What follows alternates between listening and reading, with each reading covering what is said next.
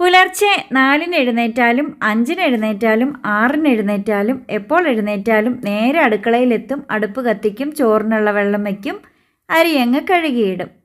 Breakfast ഇടിയപ്പമായിരുന്നു കേട്ടോ. ഇവിടെ ഇടിയപ്പം ഉണ്ടാക്കിയിട്ട് 1 മാസത്തോളമായി. അതുകൊണ്ട് തന്നെ ആൻസുകുട്ടന് ഇടിയപ്പം കഴിക്കാനൊരു മോഹം പറഞ്ഞു. ഇടിയപ്പം ഉണ്ടാക്കിയപ്പോൾ കറി എന്തുണ്ടാക്കും എന്നൊരു ടെൻഷനായിരുന്നു. എന്താണെങ്കിലും സോയാബോൾ ഇരിപ്പുണ്ടായിരുന്നു. ബീഫ് കറിയെ തോൽപ്പിച്ച് കളഞ്ഞു സോയാബോൾ കറി കേട്ടോ. ഇന്നലെ ചെറുപയർ വെള്ളത്തിലിട്ട് വെച്ചത് കൊണ്ട് മാത്രം നമ്മൾ ചെറുപയർ ഒലത്തി ഇടിയപ്പം ഒക്കെ റെഡിയായി. ആൻസുകുട്ടൻ ഇന്ന് സ്കൂളിൽ കൊണ്ടുപോയത് ഇടിയപ്പവും സോയാബോൾ കറിയുമായിരുന്നു കേട്ടോ. അങ്ങനെ ബ്രേക്ക്ഫാസ്റ്റും കഴിച്ചു. ബ്രേക്ക്ഫാസ്റ്റ് കഴിച്ച് കഴിഞ്ഞപ്പോഴത്തേക്കും ചോറ് വെന്തു. കുടിക്കാനുള്ള കഞ്ഞിവെള്ളമൊക്കെ മാറ്റി വെച്ച് ചോറിനെ അങ്ങ് വാർത്തിട്ടു.